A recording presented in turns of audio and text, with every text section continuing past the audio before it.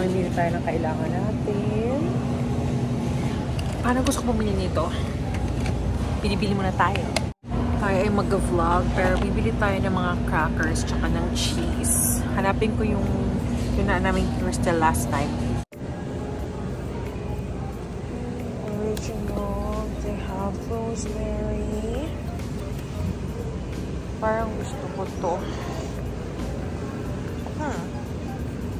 Meron din ito. Ito yung binili ni, ay yung pinaka-isama ni Crystal last time. Pero parang gusto ko i-try ito. Ito yung rosemary. Try nga natin ito. Mukhang masarap.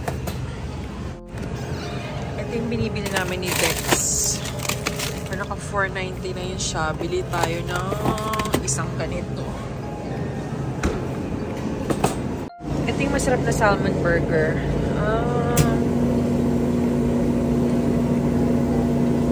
Kaya masarap. Garden Harvest. Tsaka spicy cheddar. Bili tayo dito. Yan. Wala nang $5 na pork chop. Pili tayo sa $10. Ito. Ayan. Mura yan. Mura yung mga meat, bacon, cheddar. Okay na yung salmon na lang. Kasi ito, masarap.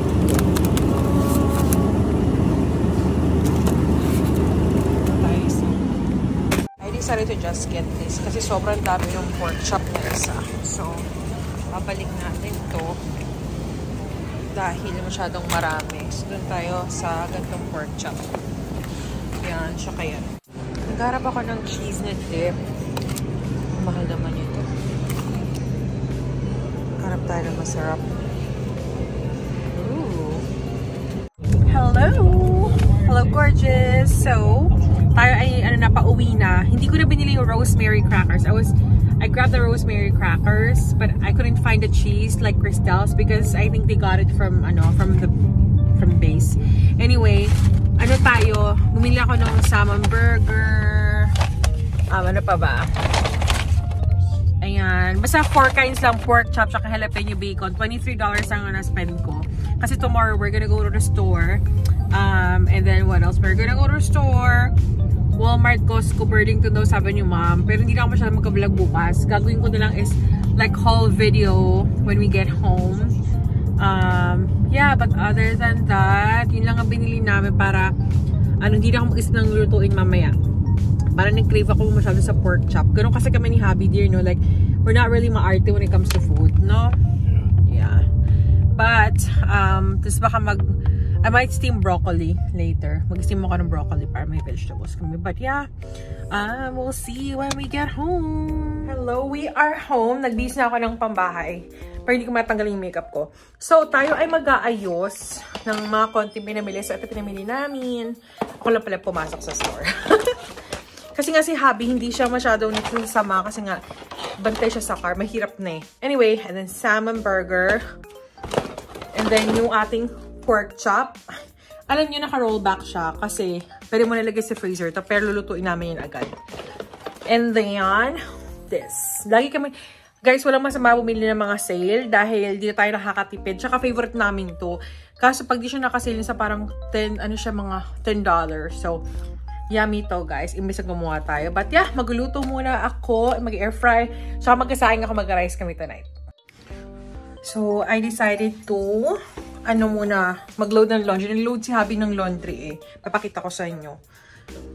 Nag-prep na ako. Ginamit na namin tong, like Pepsil Ultra Packs. And it's good. Ang bango-bango nung, sabi nila nakakasama daw to sa, sa washer. But I don't really think so. Kasi why would they promote something like this kung nakakasama sa washer, diba? So, mag-laundry muna tayo, mga sis.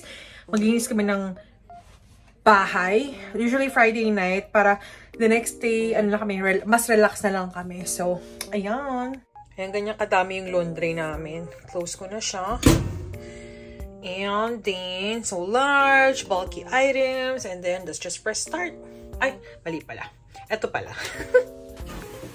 Ayan. Ganyan lang siya. Tapos magpo-pour yung water dyan.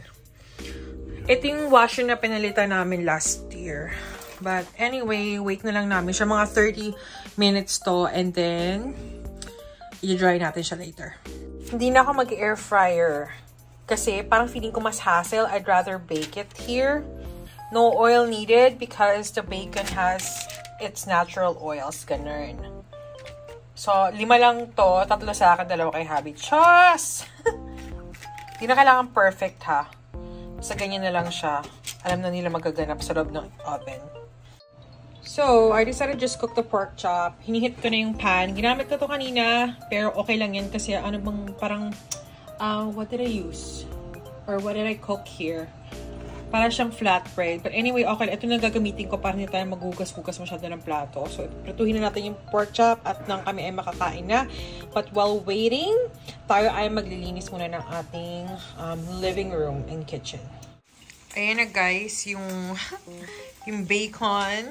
Ayan, yung soda. Tsaka nagsindi ako ng kandila. Nagluto pa ako ng pork chop and I'm still waiting for the rice to get cooked.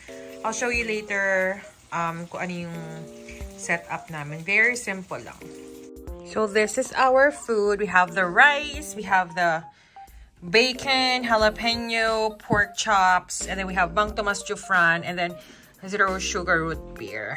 So, ayan. Aming setup, very simple lang. So we're just going to eat and close na naman yung vlog, right dear? Yes. Thank you for watching this short vlog. Like, share, and subscribe. I'll see you, or we'll see you on our next vlog. And Saturday tomorrow, we're heading out to the store. So good night or good morning, wherever you are. Bye. God bless.